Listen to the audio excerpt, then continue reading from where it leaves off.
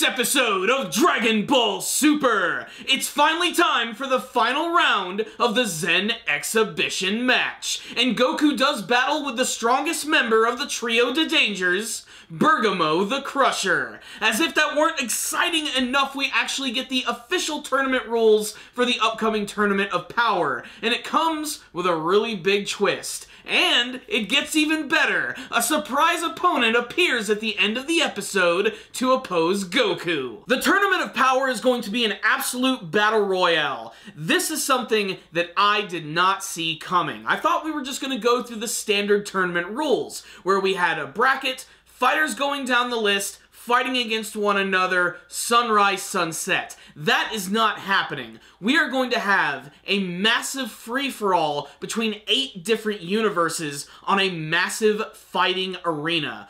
What this means is every single fighter will be fighting at the same time. It's going to be one match, 48 minutes long. Holy shit, this is gonna be nuts. Initially, I was a little disappointed by this, because I really wanted them to focus on the individual battles. But considering that this fighting ring is going to be absolutely massive, and for the first time in the series, the characters are going to be forced to work together in a tournament setting, I'm really intrigued to see what they're going to do with this, especially because I thought this arc was going to go on for a really long time, and considering that this is all going to be contained with one massive giant battle royale, is honestly kind of surprising. But then again, they do mention that it's 48 minutes long, and if the Dragon Ball series has taught us anything, they can stretch minutes out into over 20 minutes worth of material. Goku versus Frieza, I'm looking at you. With that in mind, this week's episode was also incredibly exciting because we got to see the final match between Goku and Bergamo, and it was freaking great!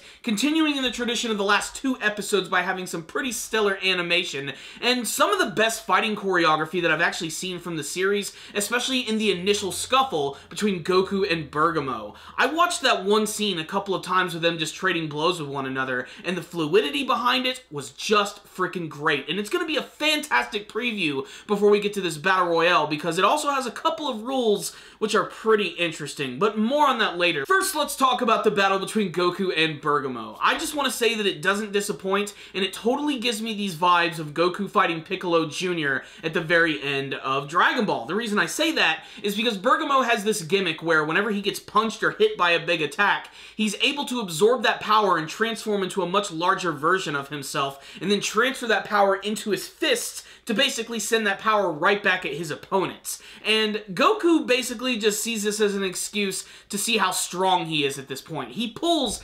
absolutely no punches in this battle, and the reason that I think that's really funny is because of another new rule which was attached to this tournament. Before the battle even begins, Bergamo decides to address all of the various gods from the different universes, and he tries to make Goku look like the villain. And honestly, that's an easy thing to do, because if Goku hadn't have come up with the idea for this tournament, they would have just been none the wiser, and now they're having to be going through this big tournament which could risk their universes being destroyed.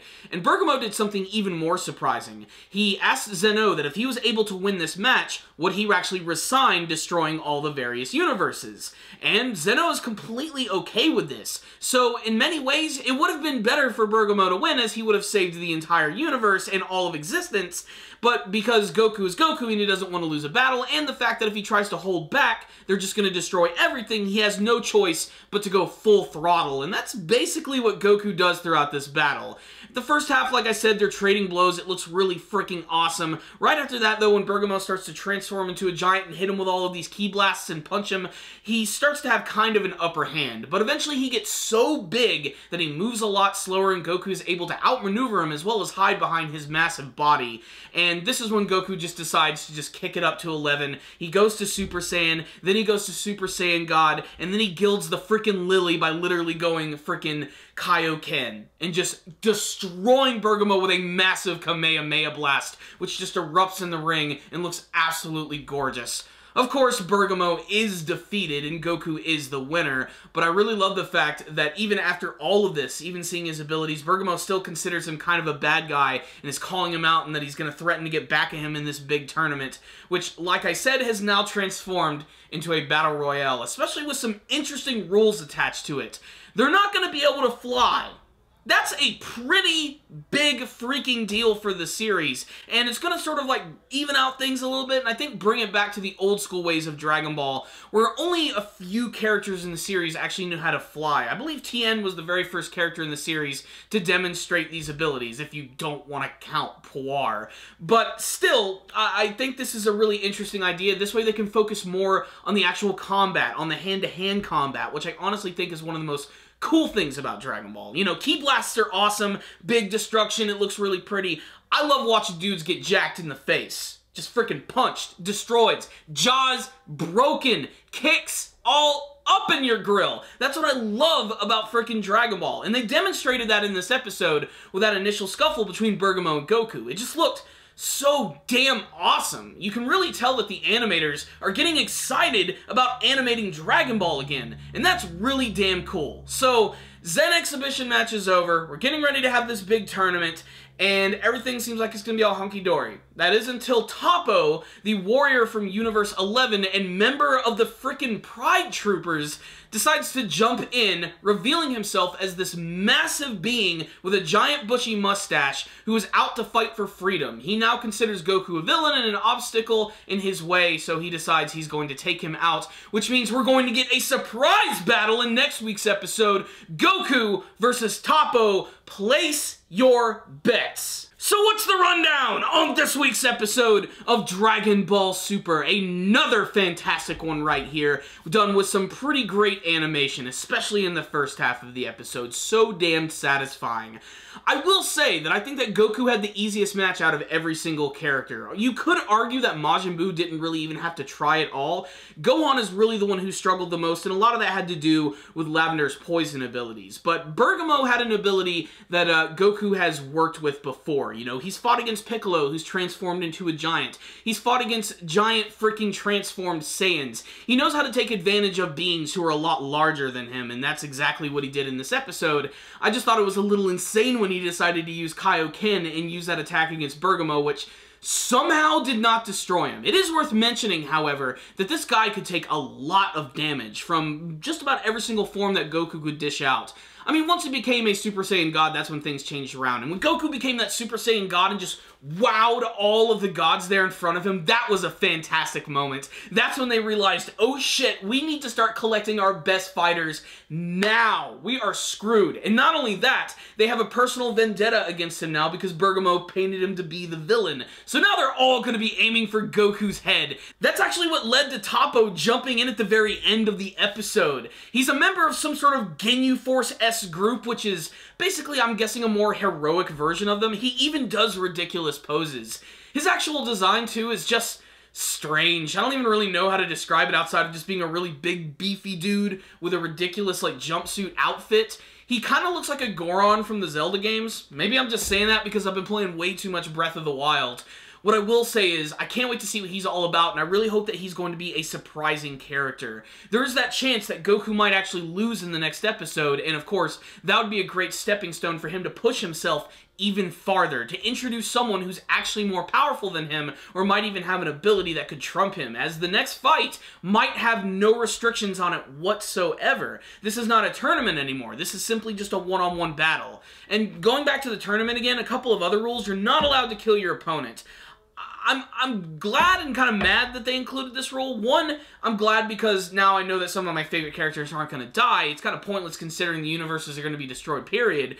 But the fact that they can't kill anybody means they really can't go completely all out. Like, going in for the kill, so to speak. So, we might not be able to see these characters at their peak, but if they can actually make the animation as good as the last couple of episodes and make it even more crazier, I'm all for that. And the fact that we're in a Battle Royale situation is going to lead to a lot of really great team-up scenes and a lot of great situations. And even though I don't think it's going to last as long as I initially thought it was going to, they can turn this into something massive, especially if this big ring is as big as the Grand Priest is making it out to be. This might be the largest ring. It might practically be a freaking battlefield. We're going to have to see what it's going to be all about. I'm just so damned excited about it.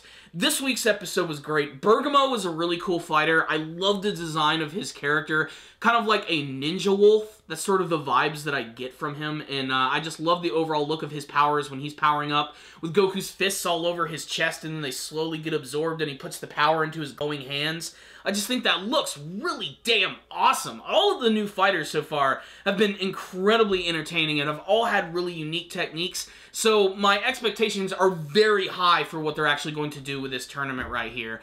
Guys, this episode freaking rocked. I loved it. It was manly. The last 3 episodes of Dragon Ball Super have been the best episodes from the entire series. They've been refreshing, they've had good animation, and they've shown us things that we haven't seen from the series yet, and promise of more to come, especially with all these new characters. Hell, even some of the gods actually talked for the very first time in this episode, and I expected the Clown God of Destruction to have a goofier sounding voice. He just sounded kind of normal, but who knows? We haven't really seen these characters have a big opportunity to display their true personalities. I'm hoping we'll get to see some of that before we actually get to the tournament. Maybe spend some time with some of the new characters, introduce them, show off their techniques, what worlds they come from, and then eventually we'll get to this tournament, which I'm sure is going to be awesome. Guys, let's get excited for this one. This episode rocked. I'm going to give it a 5 out of 5. Another awesome episode of Dragon Ball Super, which you should definitely check out if you are a fan of the series. Clearly, I loved this episode, but I want to hear from you guys. Did you watch this week's episode of Dragon Ball Super? What did you think of the battle between Bergamo and Goku? Who is going to win in the battle between Goku and Toppo? Does Toppo actually have an ability that could defeat a Super Saiyan God? And what do you think about the brand new rules of the tournament? And what do you hope to see from the Tournament of Power? Please tell me in the comments section below. Thank you guys for watching this video. Make sure to subscribe to the channel for all things Dragon Ball Super related. Please leave me a comment or two. I would love to talk with you guys about this week's episode. And of course, if you like this video, like it, give it a thumbs up, and share it with all your friends. I will see you guys next time. And as always, stay dandy, baby.